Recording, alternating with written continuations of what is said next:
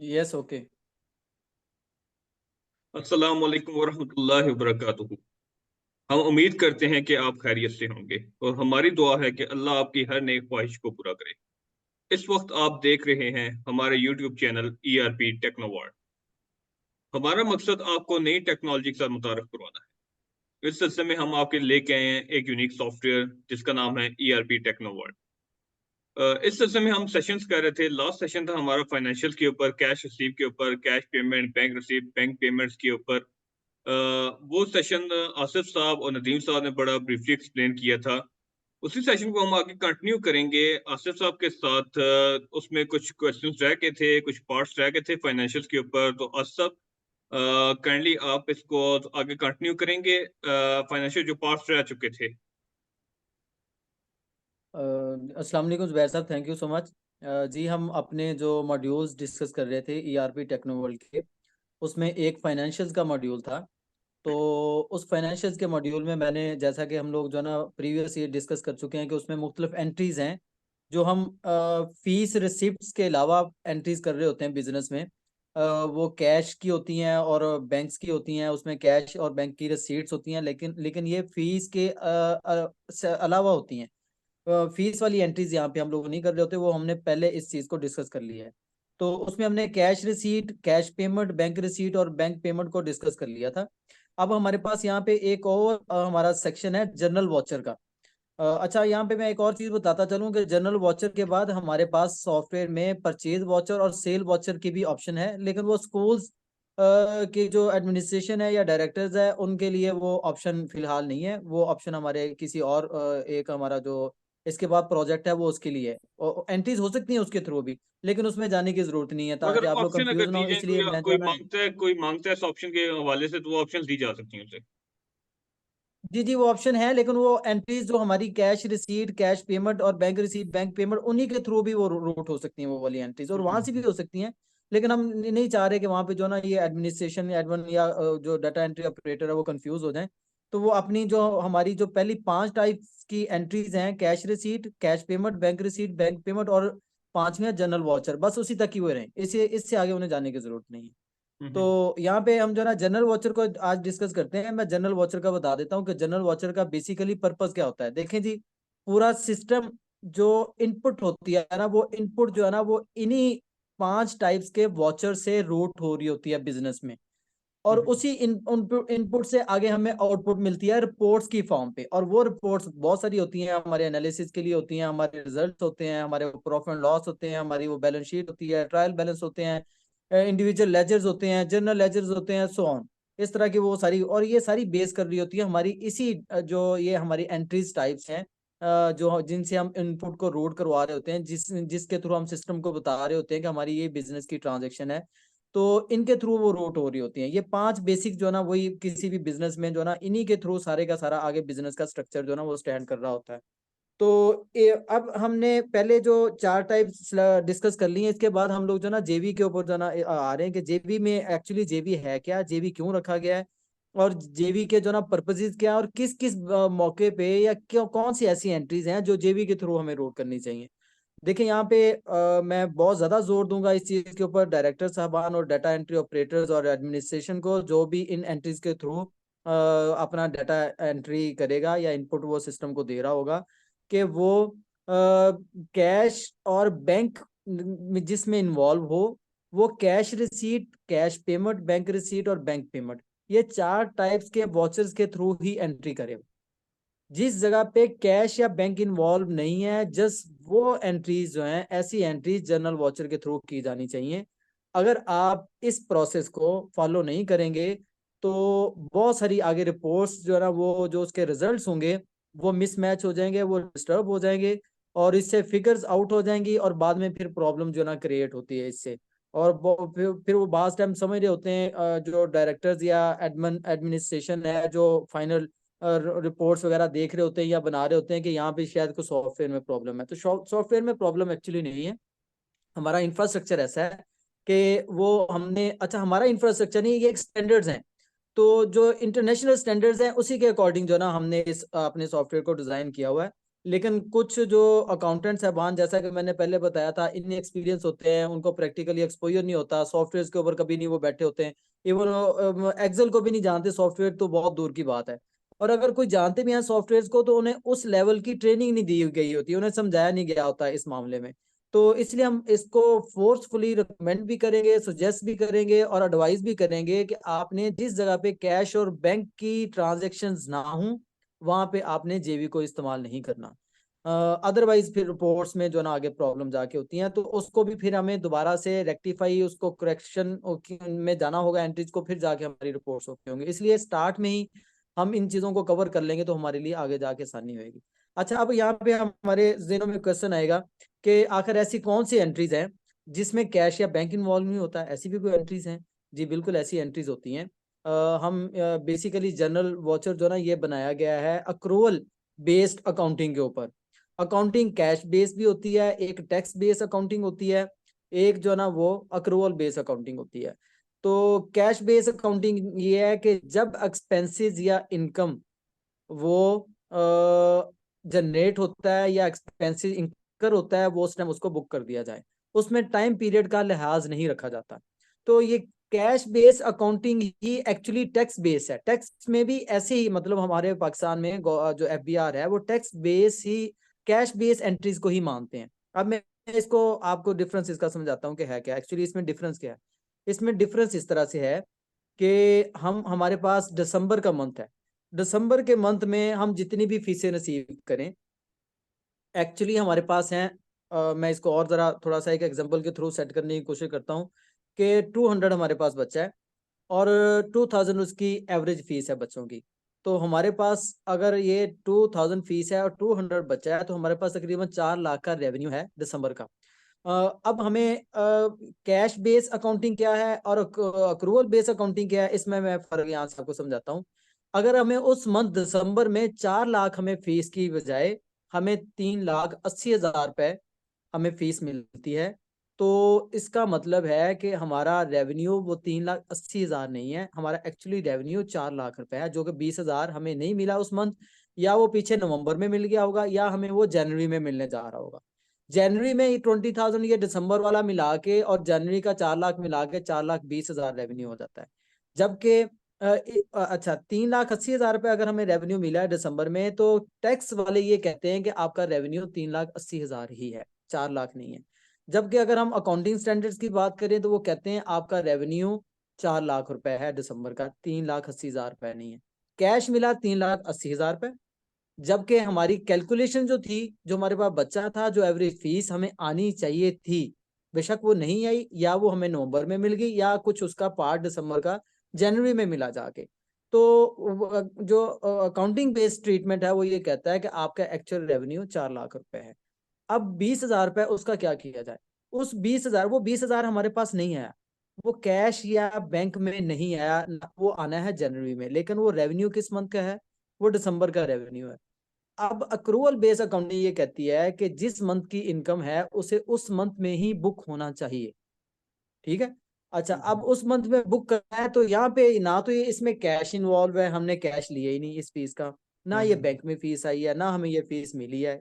अब ना कैश है ना बैंक है, तो तब जब हमने एंट्री को डालनी है उस मंथ के रेवेन्यू को पूरा करने के लिए, तो वो हम जेवी के थ्रू रूट करेंगे।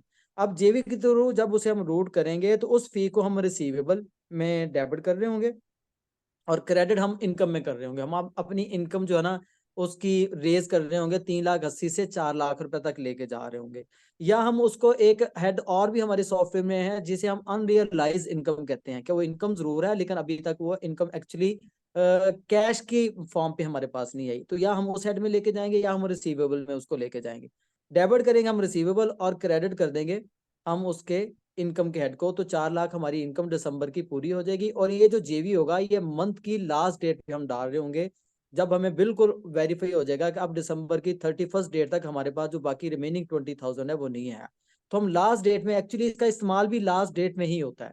अच्छा, ये मैंने बता दिया इनकम के पॉइंट ऑफ व्यू से। अब मैं बात करता हूँ कि एक्सपेंस के पॉइंट ऑफ व्यू से कैश बेस्ड अकाउंटिंग और जो अक्रूवल बेस्ड अकाउंटिंग है, इसमें डिफरेंस क्या है। अच्छा, ये डिफरेंस हम इसलिए समझा रहे हैं कि जेबी का आखिर किस जगह पे इस्तेमाल होता है और हम किस तरह से इस्तेमाल करते हैं। इस वजह से हम जो ना इसके डिफरेंस को ना क्लियर कर रहे हैं, और ये स्कूलों में ऐसा ही होना चाहिए। अगर आप ऐसा नहीं करते हैं तो इसके क्या नुकसान होते हैं, ये भी मैं आगे जाके इसको बताता हूँ। तो जब हम एक्सपेंस की बात करते हैं तो देखें, नॉर्मली पाकिस्तान में प्रैक्टिस ये है कि जो सैलरीज हैं वो दिसंबर की जो सैलरी है वो हम दिसंबर की एंड डेट पे नहीं दे रहे होते, वो हम नेक्स्ट मंथ की यकम को, सेकंड को, थर्ड, फोर्थ और फिफ्थ और टेंथ, अप टू टेंथ तक जो है ना, 10 जनवरी तक जो हम सैलरी देते हैं वो हम दे रहे होते हैं दिसंबर की। नंबर एक। दूसरे नंबर पे हम लोग जो है, अब जो यूटिलिटी बिल्स अक्सर हमारे पाकिस्तान में जो ना अक्सर जगह पे ऐसे होता है, कुछ इलाकों में तो ऐसे है कि दिसंबर का बिल है वो दिसंबर की लास्ट डेट में आ जाता है, इलेक्ट्रिसिटी बिल। और कुछ जगह पे ऐसा नहीं होता। ज्यादातर ये होता है कि दिसंबर का जो बिल है वो दिसंबर का बिल आ रहा होता है जनवरी में, हम जाके जनवरी में पे कर रहे होते हैं। अब कैश बेस्ड ट्रीटमेंट तो ये होगा कि जब हम कैश पे करें तब हम उसको अपना एक्सपेंस माने, नहीं तो हम एक्सपेंस ही ना माने उसको, क्योंकि हमने कैश नहीं दिया। नॉर्मली जो डायरेक्टर्स हैं या जो एडमन्स हैं या जो अकाउंट्स वाले होते हैं, क्योंकि ये टेक्निकली बहुत ज़्यादा एक्सपर्टीज इनकी इनके ऊपर नहीं होती, इवन डायरेक्टर्स की भी। तो इस वजह से वो ये समझ रहे होते हैं कि जब हम कैश देते हैं तब हमारा वो एक्सपेंस हुआ। एक्चुअली ऐसा नहीं होता। अकाउंटिंग, इंटरनेशनल अकाउंटिंग स्टैंडर्ड जो है ना, वो ये कहते हैं कि ऐसा नहीं है। आप जिस मंथ आपने जो एक्सपेंस किया, मतलब आपने वो इलेक्ट्रिसिटी कंज्यूम की है दिसंबर में, और उस एक्सपेंस के अगेंस्ट आपने दिसंबर की इनकम जनरेट की है। अब दिसंबर में आपने इनकम तो पार्ट बना ली है अपनी, लेकिन दिसंबर का जो एक्सपेंस है वो आप जनवरी में जाके डाल रहे हैं। इस तरह जो ना एनालिसिस सारे के सारे जो ना खराब हो जाते हैं, प्रॉफिट लॉस खराब हो जाते हैं। और फिर जब टैक्स के लिए अकाउंट्स बनाने होते हैं एनुअल, वहां जाके प्रॉब्लम हो जाती है कि हमने जो अकाउंटिंग ट्रीटमेंट हम किया होता है अपनी मर्जी के साथ, तो वहां पे प्रॉफिट लॉस कुछ और निकला होता है, टैक्स वालों के पॉइंट ऑफ व्यू से जो ना प्रॉफिट लॉस कुछ और निकला था, यहाँ पे कॉन्ट्राडिक्शन आ जाती है। तो अच्छा, इसमें कोई हार्ड एंड फास्ट नहीं है, आप कर सकते हैं इसमें, लेकिन ज्यादा आसानी और ज्यादा एक्चुअल और ज्यादा जो स्टैंडर्ड्स है ना वो यही है कि आप स्टैंडर्ड्स को फॉलो करते हैं। आप कैश बेस अकाउंटिंग ट्रीटमेंट भी कर सकते हैं, मैं मना नहीं इससे कर रहा, लेकिन बेहतर ये है कि हम जो है ना एक्चुअल जो अकाउंटिंग स्टैंडर्ड कहते हैं उसके अकॉर्डिंग हम अपना जो है ना सारा इसके रूल्स और जो पॉलिसीज हैं इंटरनेशनल लॉज की, स्टैंडर्ड्स की, अकाउंटिंग स्टैंडर्ड्स की, उसको फॉलो करें। तो उसमें हमारे पास फिर यही होएगा कि जैसा मैंने बताया कि सैलरीज हैं वो होती हैं दिसंबर की, पे कर रहे होते हैं जनवरी में। इस तरह इलेक्ट्रिसिटी बिल है, इस तरह पीटीसीएल बिल है, इस तरह के जो बिल्स होते हैं वो नॉर्मली हम नेक्स्ट मंथ में जाके दे रहे होते हैं। अब हमने दिसंबर का वो एक्सपेंस है, दिसंबर में हमने ना कैश दिया। जब हमने कैश नहीं दिया तो हमारा वो हम समझते हैं कि एक्सपेंस भी बुक नहीं हुआ। जबकि अक्रूवल बेस अकाउंटिंग ये कहती है कि अगर आपने कैश दिया है या नहीं दिया दिसंबर में, वो आपका, आपने उस इलेक्ट्रिसिटी को, उस पीटीसीएल को और वो जो स्टाफ था उनको यूटिलाइज किया अपनी इनकम जनरेट करने के लिए, तो इसलिए आप दिसंबर में उनका एक्सपेंस भी बुक करें। जब हम दिसंबर में उनका एक्सपेंस बुक करेंगे तो cash receipt cash payment, bank receipt bank payment, यहाँ पे चूंकि पेमेंट्स की बात आएगी तो कैश पेमेंट और बैंक पेमेंट की एंट्रीज इन्वॉल्व होएगी। वो मैंने उसकी बेसिक्स बता दी कि वो एंट्रीज तब करनी है जब कैश या बैंक की ट्रांजैक्शन इन्वॉल्व हो। अब कैश या बैंक की ट्रांजैक्शन इन्वॉल्व हो रही है नेक्स्ट मंथ में, जनवरी में हम सैलरीज दे रहे हैं, जनवरी में हम यूटिलिटी बिल्स पे कर रहे होते हैं। यूटिलिटी बिल्स का भी मैं समझाता जाऊं जरा डिटेल में साथ ही, कि यूटिलिटी बिल्स एक कंबाइंड कलेक्टिव वर्ड है जो आपके इलेक्ट्रिसिटी, टेलीफोन, मोबाइल्स के बिल्स को जो है ना ये एक्सप्लेन कर रहा होता। मतलब ये जब यूटिलिटी बिल्स का हम बोलेंगे तो इसका मतलब है आपके सारे जितने इलेक्ट्रिसिटी, टेलीफोन और पीटीसीएल के बिल्स, उन गवर्नमेंट सबको मिला के गवर्नमेंट के यूटिलिटी बिल्स। गवर्नमेंट सर्विसेज हम जो ले रहे हैं उनके बिल्स की बात करें आप। हाँ जी, आप इसको बिल्कुल इस तरह नहीं, उसमें तो और भी बहुत सारे आ सकते हैं। इसमें और भी बहुत सारी चीजें आती हैं। हाँ चले, इससे एक चीज और भी है, जैसे अक्सर बिजनेस में गाड़ियां भी यूज हो रही होती हैं तो उनके टोकन टैक्स लगते हैं। वो टोकन टैक्स जो है ना साल कंप्लीट होने के बाद हम पे कर रहे होते हैं, ड्यू वो बाद में होते हैं ना, साल पूरा होने के बाद ड्यू हो रहे होते हैं, या अक्सर वो एडवांस में हो रहे होते हैं, तो वहां पे भी अक्रूवल बेस अकाउंटिंग ट्रीटमेंट जो है ना चल रहा होता है। अच्छा, अब हम यहाँ पे मैं बात कर रहा था यूटिलिटी बिल से, कि यूटिलिटी बिल्स की जब भी हम बात करेंगे तो इसका मतलब हमारा टेलीफोन, इलेक्ट्रिसिटी या मोबाइल बिल्स, इस तरह की जो ना एंट्रीज हमारी होती हैं। तो अब हम अक्रूवल बेस अकाउंटिंग ये है कि आपने वो दिसंबर के एक्सपेंस से दिसंबर में उसको बुक करें, कैश जब मर्जी देते रहें, लेकिन उन एक्सपेंसेस को दिसंबर में बुक करें। अब उन एक्सपेंसेस को जब हमने दिसंबर में बुक करना है तो किस डेट में बुक किया जाए? वो आखिरी जो लास्ट डेट होती है उस मंथ की, उस जिस मंथ के वो एक्सपेंस होते हैं उस डेट में उस एंट्री को करना चाहिए। अच्छा, उसमें हम फिर क्या करेंगे कि एक्सपेंस हम डेबिट कर देंगे, जेबी के थ्रू हम रूट करेंगे। एक्सपेंस हम डेबिट कर देंगे और क्रेडिट हम करेंगे जो हमारा पेएबल होगा। अभी हमने वो पे नहीं किया, हमारी लाइबिलिटी जो ना वो इंकर होगी, लाइबिलिटी अराइज हो गई, हमारे ऊपर वाजिबुल अदा हो गया कि वो पैसे हमने देने। एक्सपेंस हमने बिजनेस में ले लिया, वो एक्सपेंस दिसंबर का था, दिसंबर में आ गया, लेकिन कैश में अभी हमने ट्रांजेक्शन नहीं की, इसलिए हमने उसको पेएबल के साथ जो ना स्टैंड कर लिया अपने पास कि ये हमने पे करने हैं। अब जिस मंथ में हम पे करेंगे, जनवरी में जाके हम सैलरी दे रहे होंगे, तो उस टाइम एक्सपेंस को डेबिट नहीं करेंगे। उस टाइम हमने जो वो पेएबल क्रेडिट किया होता है ना, वो हम उसको रिवर्स करेंगे, उसको डेबिट करेंगे और अपने कैश या बैंक की ट्रांजेक्शन जो है ना साथ कर रहे होंगे। तो वहां पे फिर हम कैश पेमेंट या बैंक पेमेंट यूज कर रहे होंगे। इधर जब जेवी हम एंटर कर रहे होंगे तब हमने कैश या बैंक के लेजर सेलेक्ट नहीं करने। अच्छा, इसका एक और भी पहलू है कि कैश या बैंक की पेमेंट्स में हम जो है ना एंट्री उसमें उसका हेड तो सिलेक्ट कर रहे होते हैं, लेकिन उसमें सिंगल एंट्री हो रही होती है, उसमें जो है ना वो क्रेडिट हेड जो है ना वो हम सिलेक्ट कर रहे होते हैं। जेवी में हमें दोनों दोनों तरफा एंट्रीज करनी पड़ती है, डेबिट की भी एंट्री करनी पड़ती है, डेबिट का लेजर भी हमें सिलेक्ट करना पड़ता है और क्रेडिट वाला लेजर भी हमें सिलेक्ट करना पड़ता है। मतलब लेजर से मतलब हेड्स ऑफ अकाउंट्स, जिस अकाउंट में वो एंट्री जानी होती है, जिस लेजर में वो एंट्री जानी होती है, उसको हम जो है डेबिट या क्रेडिट कर रहे होंगे।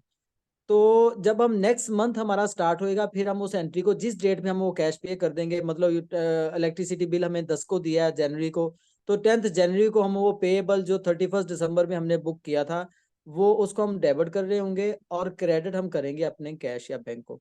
तो इस मीन तरह आप ये से कह जो रहे ना हैं कि हमारा रिजर्व एंट्री के तौर पे काम करेगा हमारा। रिजर्व एंट्री के तौर पे काम करेगा जेवी। जी जी। जी, जैसे आप आप कह रहे इसको हैं ना, लास्ट मंथ आप भी एंट्री बिल्कुल इसको करेंगे, लास्ट मंथ भी एंट्री करेंगे, फिर नेक्स्ट मंथ में उस पर जाकर पोस्ट कर देंगे। जी जी बिल्कुल, आप इसको रिजर्व एंट्री भी कह सकते हैं, लेकिन ये जो ना इस्तेमाल नहीं होता वर्ड इसके लिए रिजर्व एंट्री। जेवी का पर्पस ये है कि जो एक्सपेंस रेलेवेंट मंथ के हों, उन एक्सपेंस को बुक करने के लिए, जब के उनकी कैश या बैंक में पेमेंट अभी नहीं हुई, उनको बुक करने के लिए हम जो ना जेवी इस्तेमाल कर रहे होते हैं। तो जेवी बेसिकली बना है अक्रूवल बेस अकाउंटिंग के लिए, अक्रूवल कॉन्सेप्ट को जो ना ये इम्प्लीमेंट कर रहा होता है। एक तो जेवी का हमारे पास यहाँ पे यूज ये होगा, जिसको मैंने बड़ी बड़ी डिटेल के साथ समझा दिया आपको। अच्छा, इसमें दूसरा जो जेवी का यूज हो रहा होता है कि कोई एडजस्टमेंट एंट्री हमने करनी है, किसी किस्म की कोई रॉन्ग एंट्री होगी है किसी जगह पे, उसको अगर हमने एडजस्टमेंट एंट्री डालनी है, जिसको इंटरनेशनल अकाउंटिंग स्टैंडर्ड जो है ना वो डिस्करेज करते हैं कि इस तरह की एडजस्टमेंट एंट्री नहीं होनी चाहिए। लेकिन फिर भी हमें अगर कहीं नीड होती है तो हार्ड एंड फास्ट तो नहीं होता, हम वहाँ पे एडजस्टमेंट एंट्री कर सकते हैं, तो वहाँ पे जेवी को जो है ना हम हम्म यूज कर सकते हैं। लेकिन हम्म इसका इस्तेमाल डिस्करेज किया जाएगा अकाउंटेंट्स को, इसको हम जो है ना इसको अलाउ नहीं करते कि वो इस तरह की एंट्री यहाँ पे करें जेवी के थ्रू। तो ये हम्म एक हमारा पूरा जो फाइनेंशियल्स का मॉड्यूल था, वो हमारी जितनी भी जो इसमें हमने आपको बताया, वो सारा हमारी एंट्रीज के जो ना ये फाइनेंशियल का मॉड्यूल हमारा जो ना वो टैकल कर रहा होता है, जिसमें हम सारी एंट्रीज जो ना वो सिस्टम में कर रहे होते हैं। हम्म। सब बहुत शुक्रिया आपका, आपने जेवी के से बड़ा अच्छा ब्रीफ किया। इसमें एक जो वर्ड आपने यूज किया था, एक्रूअल बेस्ड अकाउंटिंग। तो मैं नदीम साहब की तरफ सुनूंगा। नदीम साहब, एक्रूअल बेस्ड अकाउंटिंग के बारे में हमारे व्यूअर्स जानना चाहेंगे, क्योंकि हमने पहले भी डिस्कस किया, अकाउंटेंट्स जो हमारे होते हैं मैक्सिमम उन्हें आइडिया नहीं होता इन चीज़ों को। स्कूल के जो अकाउंटेंट्स होते हैं, क्योंकि वो मैक्सिमम बीए पास होते हैं, तो वो एज अकाउंट सीट पे बैठ जाते हैं, तो बेसिक्स का उन्हें इतना नॉलेज नहीं होता। तो एक्रूअल बेस्ड अकाउंटिंग बेसिकली होती क्या है? इस बारे में आप हमारे व्यूअर्स को कुछ बताएं, इस बारे में ब्रीफ करें थोड़ा सा डिटेल में। जी जुबैर भाई, आसिफ भाई ने बड़ी डिटेल से वैसे बताया है, लेकिन आसानी के लिए हम फॉर एग्जांपल एक दो एग्जांपल के तौर पर ले लेते हैं। जैसे सैलरी का आसिफ भाई ने भी जिक्र किया कि सैलरी हम दिसंबर की जनवरी में देंगे, इसका मतलब है दिसंबर की सैलरी की हम अक्रूवल बुक करेंगे, पेएबल्स बुक करेंगे। अक्रूवल का मतलब है आपने पेएबल्स बुक करना, expenses occurred but not paid, जिसका एक्चुअल मीनिंग है एक्सपेंसेस तो हो चुका है, सर्विसेज आपने ले ली है लोगों की, लेकिन उसके पैसे आपने उस महीने में नहीं दिए, तो उसे हम अक्रूवल्स करेंगे, कि उसकी अक्रूवल बुक करेंगे।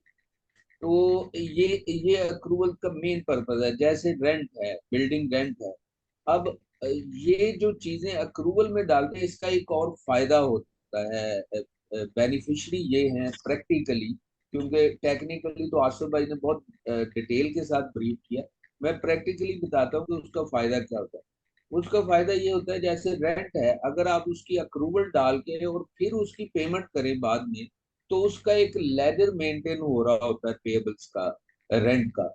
अब किसी महीने आपने रेंट नहीं दिया, किसी महीने जैसे कोविड में आपने भी स्कूलों का विजिट किया, हमने भी किया, बहुत सारे रेंट पेंडिंग हुए वगैरह वगैरह, बहुत सारे और अखराजात पेंडिंग हुए।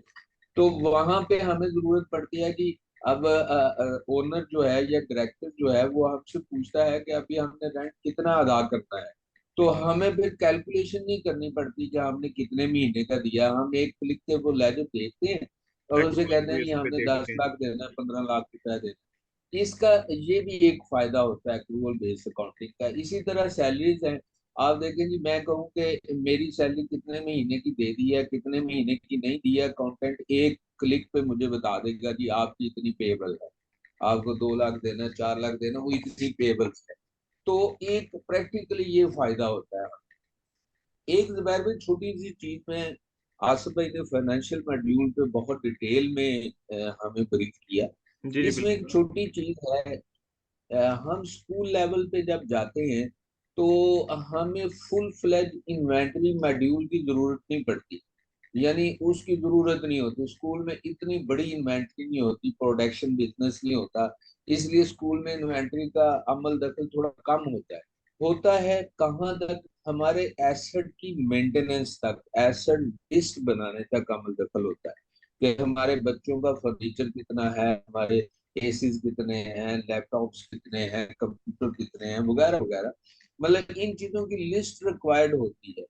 अगर थोड़ी सी मेहनत से अकाउंटेंट हमारे वो दो वोचर, परचेज और सेल वोचर यूज कर लें, तो वहां पे अगर खोल के देखेंगे तो वहां पे हमने क्वांटिटी सिलेक्शन दी हुई है और आइटम रेट जो है पर यूनिट वो दिया हुआ है।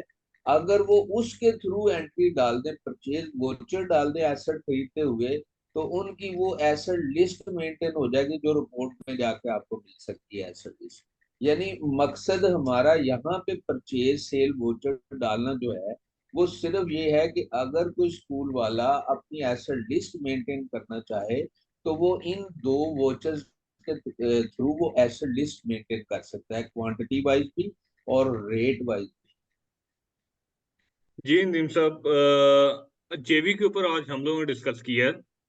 तो आसिफ साहब ने तो बड़ा अच्छा ब्रीफ किया, और नदीम साहब आपका भी बहुत शुक्रिया, आपने प्रैक्टिकल उसको थोड़ा सा एग्जांपल के थ्रू समझाया हमारे व्यूवर्स को जेवी के ऊपर। और जो आपने बात की थी परचेज वाउचर के ऊपर, परचेज बुक जो हमने ईआरपी में एक इंट्रोड्यूस करवाई है, आई थिंक सो के किसी सॉफ्टवेयर ये चीज की होगी। परचेज बुक के हवाले से थोड़ा सा मैं ब्रीफ भी कर दूं अपने व्यूवर्स को कि जिस तरह हम लोग कुछ लेते हैं फर्नीचर, फर्नीचर जब हम ले रहे होते हैं तो हमें प्रॉपरली उसको जाके हमने चेक करना होता है कि उसके एसेट्स में उसकी एसेट्स की एंट्री डालनी होती है। नदीम साहब मेरे से इत्तेफाक करेंगे, आप सब भी इत्तेफाक करेंगे कि फर्नीचर में हम लोग, कई लोग ऐसे हैं जो एक्सपेंस में डालते हैं उसको। फर्नीचर आपका एसेट होता है, जो स्कूल फर्नीचर वो एसेट होता है, लेकिन उसको एक्सपेंस में डालते हैं। जब आप परचेज परचेज बुक में जाके उसको करेंगे तो वो आपका direct I think so head जो सिलेक्ट करेगा एसेट ही सिलेक्ट करेगा हेड, तो वो आपकी रिपोर्ट डिस्टर्ब नहीं होंगी। तो इससे नदीम साहब कितना इत्तेफाक आप करेंगे जो मैंने बात की है इससे? जी बिल्कुल सही है जुबैर, इसमें वही चेक एंड बैलेंस की और मालिक की तरफ से या स्कूल डायरेक्टर की तरफ से डिमांड की बात फिर आ जाती है कि जहां वो ये डिमांड करेगा कि हमने एसेट लिस्ट मेंटेन करनी है जरूरी, तो हम उस पे चेक लगा देंगे कि जो एसेट डलेगा वो परचेज वोचर के थ्रू ही डलेगा, या एसेट हमने डिस्कार्ड भी करना होगा तो वो सेल वोचर के थ्रू ही डिस्कार्ड करेंगे। जब हम ये पाबंदी लगा देंगे तो हमारे पास पूरी एक लिस्ट एसेट्स की बन जाएगी। तो हम्म। ये उनकी डिमांड पे डिपेंड करता है। यानी हमने आपको आसिफ भाई ने जैसे शुरू में बताया था कि ये यूजर फ्रेंडली और बहुत ही वसी कॉन्सेप्ट के साथ सॉफ्टवेयर बना हुआ है, क्योंकि इसमें को 2 3 4 लोगों के बिग एक्सपीरियंस हैं स्कूल के पॉइंट ऑफ व्यू से, एजुकेशन बिजनेस में, जो इसमें इन्वॉल्व हैं और इम्प्लीमेंट किए। ये कॉन्सेप्ट भी इसीलिए रखा गया है कि फुल फ्लैज इन्वेंट्री में नहीं जाना और डायरेक्टर कहे जी मुझे एसेट मेंटेन करके दें, तो बड़ी आसानी के साथ हम एसेट बस थ्रू परचेज वोचर डालेंगे और पाबंदी लगा देंगे कि एसेट का हेड सेलेक्ट ही नहीं होगा कैश पेमेंट पे या बैंक पेमेंट पे, तो वो सिलेक्ट ही परचेज वोचर पे होगा, तो 1.5 साल वो लिस्ट खुद ब खुद ही बन जाएगी।